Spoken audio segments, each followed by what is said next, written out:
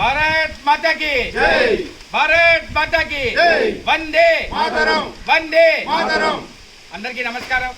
నా పేరు పరిగి వేణుగోపాలరావు. నేను భారతీయ జనతా పార్టీ నాయకుడిని. ఈరోజు మనము శ్రీకపల్లి గ్రామంలో ఉన్నాం. పరిగి మండలం సత్యసాయి జిల్లాలో ఉన్నాం. మిమ్మల్ని అందరినీ కలవడం సంతోషంగా ఉంది. గడిచిన 11 సంవత్సరాలుగా నరేంద్ర మోడీ గారు చేస్తున్న అభివృద్ధి పనులు పథకాలను మీకు వివరించడానికి ఇక్కడికి వచ్చాము. మనం చూసినట్టయితే 11 సంవత్సరాల్లో ముఖ్యంగా కరోనా నుంచి 2020 నుంచి ప్రతి కుటుంబంలో కూడా ప్రతి వ్యక్తికి 5 కేజీల బియ్యం వస్తుందా? దానివల్ల మీకు ఉపయోగం అయిందా? అదే రకంగా అది 80 కోట్ల మంది భారతదేశంలో ఉన్న ప్రజలకు ఉపయోగమైంది. అదే రకంగా చూస్తే భారతదేశంలో 50 కోట్ల మందికి ఆయుష్మాన్ భారత్ కింద ప్రతి కుటుంబంలో కూడా 5 లక్షల రూపాయలు ఉచితంగా బీమా ఇచ్చినారు. ఎవరికైనా ఏమైనా ప్రాబ్లం వస్తే, ఆరోగ్య సమస్యలు వస్తే పెద్ద పెద్ద హాస్పిటల్కి పోతే ఖర్చు అవుతుందని 5 లక్షల రూపాయల బీమా కూడా ఇచ్చిన. అది 50 కోట్ల మందికి ఉపయోగమైంది. అదే రకంగా చూస్తే భారతదేశంలో 50 కోట్ల మందికి జనధన్ అనే ఒక పథకం ద్వారా బ్యాంక్ అకౌంట్లు ఓపెన్ అయినాయి. మీకు అదే రకంగా పిఎం కిసాన్ ద్వారా 40,000 రూపాయలు వస్తూ ఉందా? మోదీ 6,000 రూపాయలు వేస్తున్నారా? అది ఇంతకు ముందు అయితే మనం పోయి ఎంఆర్ఓ ఆఫీస్లో అక్కడ తీసుకోవాలి. మనకు జనధన్ అనే బ్యాంక్ అకౌంట్ ఉండడం వల్ల, మీకు బ్యాంక్ అకౌంట్ ఉండడం వల్ల డైరెక్ట్గా మీ అకౌంట్కే పడుతుంది. మధ్యలో దళారీలు ఎవరు లేకుండా ఆ రకంగా మీకు ప్రయోజనమైంది. అదే రకంగా చూస్తే భారతదేశంలో 15 కోట్ల మందికి జల్ జీవన్ ద్వారా మంచిగా కుళాయిల ద్వారా నీళ్లు అందుతాం. అదే రకంగా చూస్తే మనం స్వచ్ఛ భారత్ కింద మరుగుదొడ్లు ఏమైతే ఉన్నాయో 12 కోట్ల మరుగుదొడ్లు కూడా భారతదేశంలో ప్రజలకు వచ్చింది. ఇంతకుముందు గ్రామీణ ప్రాంతాల్లో స్త్రీలు పాపం పొద్దున్న సాయంత్రము మరుగుదొడ్లు పోయేవాళ్ళు, దానివల్ల ఆరోగ్య సమస్యలు వచ్చాయి. అలా ఉండకూడదు, వారి గౌరవం నిలబడాలని ప్రధానమంత్రి నరేంద్ర మోడీ గారు స్వచ్ఛ భారత్ కింద మరుగుదొడ్లు కూడా మీకు అందరికీ ఇస్తానన్నారు. అదే రకంగా భారతదేశంలో 4 కోట్ల ఇళ్ళు కూడా ప్రధానమంత్రి ఆవాస్ యోజన కింద 4 కోట్ల ఇళ్ళు కూడా వచ్చాయి. శ్రీకపల్లిలో ఏమన్నా నరేంద్ర మోడీ పథకంలో ఇల్లు కట్టుకున్నారా? పిఎంఏ ఇల్లు కట్టినారా?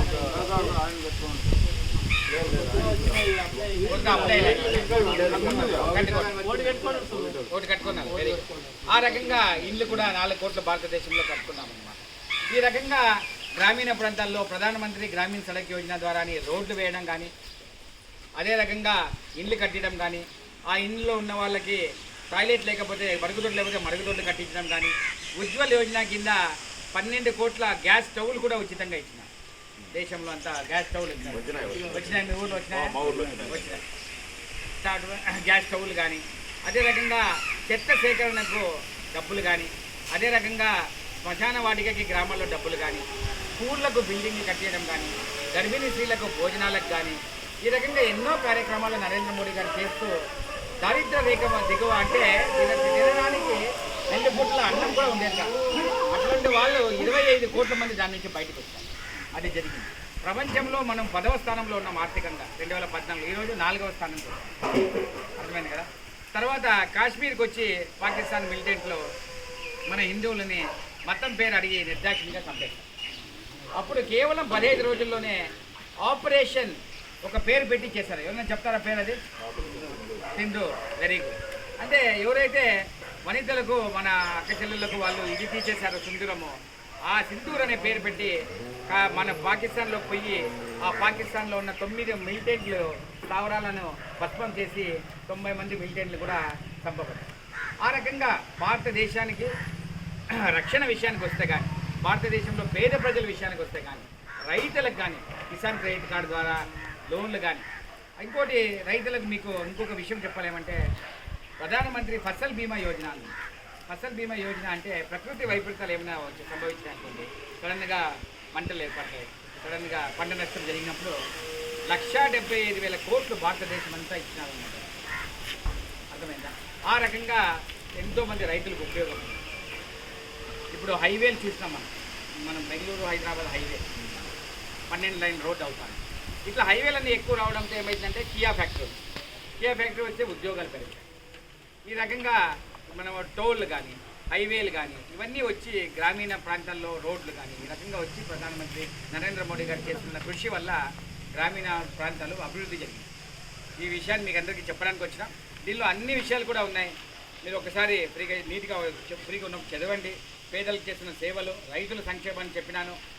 నారీ శక్తులకి అంటే స్త్రీలకు ఏమేమైతే ఫెసిలిటీ ఇస్తున్నారో అది చెప్పినాను.